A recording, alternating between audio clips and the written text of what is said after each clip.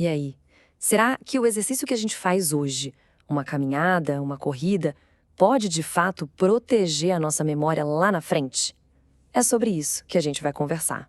Vamos mergulhar nessa conexão que é fascinante entre se movimentar e manter o cérebro jovem.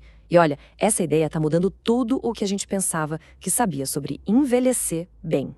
Então, a pergunta que não quer calar é essa: será que o movimento pode literalmente remodelar o nosso cérebro? A resposta que a ciência está trazendo é um sonoro sim. E mais do que isso, entender essa resposta é o que abre a porta para a gente tomar as rédeas e proteger a nossa mente da passagem do tempo. Vamos falar de um assunto que, no fundo, diz respeito a todo mundo: o cérebro contra o tempo, ou seja, o desafio do declínio cognitivo.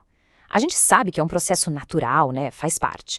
Mas o nosso estilo de vida, principalmente a falta de movimento, pode pisar no acelerador desse processo. E aí fica a grande pergunta: até que ponto a gente tem controle sobre isso? E para guiar nossa conversa, a gente não vai se basear em achismo, não. Nosso guia é uma revisão super completa publicada em 2025, numa das revistas médicas mais importantes do mundo, a The Lancet. O que isso quer dizer? Que estamos olhando para o resumo das melhores evidências que existem, o que nos dá uma visão bem completa e atualizada do assunto. E olha só, essa aqui é a principal mensagem, direto do artigo. A citação é bem clara: ter uma boa aptidão cardiorrespiratória pode amenizar o declínio cognitivo e diminuir o risco de demência. É uma afirmação com um peso enorme, né? Agora, a parte mais legal é entender o como. Como é que isso funciona lá dentro do nosso cérebro? Então, vamos imaginar dois caminhos possíveis para o nosso cérebro com o passar dos anos. Pensa assim: de um lado, a gente tem a estrada do envelhecimento saudável. Do outro, a do envelhecimento acelerado. E o que a ciência mostra é que a diferença entre essas duas estradas é gigantesca. E o nosso estilo de vida é o que, em grande parte, decide qual delas a gente vai pegar. E aqui a gente consegue ver essa diferença de forma bem clara.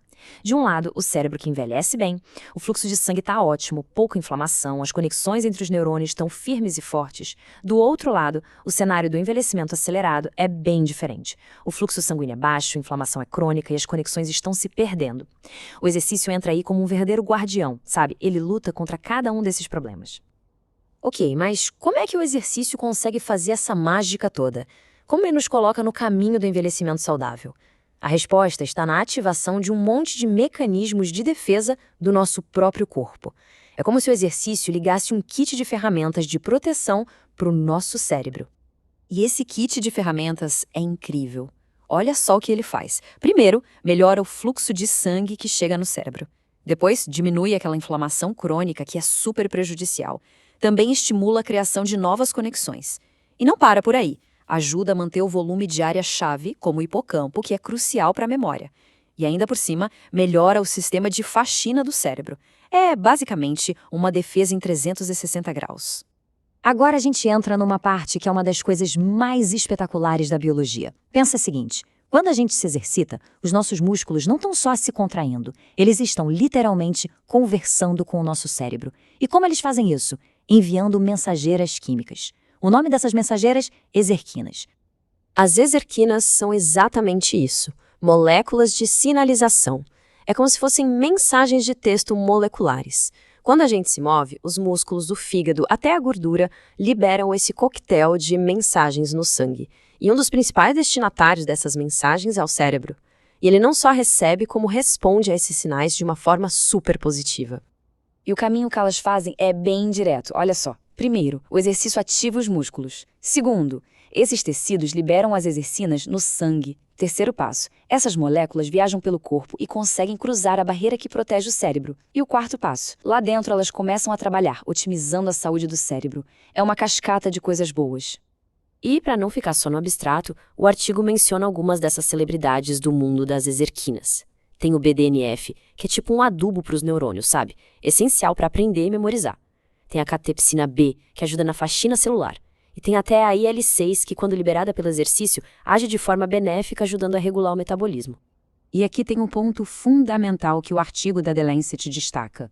Não é só sobre o ato de se exercitar, é sobre o resultado que isso gera, o nosso nível de aptidão física.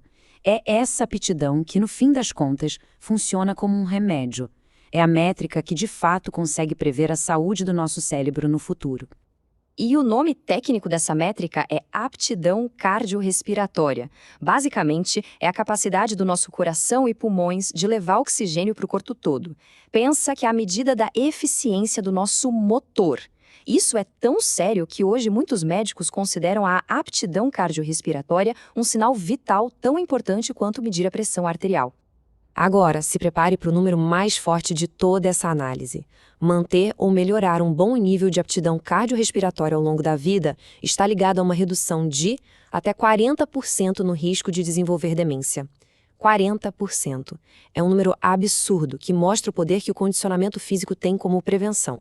E tudo isso nos leva a uma última pergunta que é muito poderosa. Se o exercício é um remédio, qual é a receita? Qual é a dose certa? A frequência, o tipo de exercício? Descobrir essa prescrição ideal para cada fase da vida, para maximizar esses benefícios para o cérebro, essa é a próxima grande fronteira da ciência nessa área. É incrível pensar como o movimento pode literalmente esculpir e proteger o nosso cérebro, né? Bom, com isso a gente fecha esta análise. Se essa exploração pelo mundo da ciência foi útil e interessante, não esquece de deixar aquela curtida e se inscrever no canal. Assim, a gente se vê nas próximas. Até lá!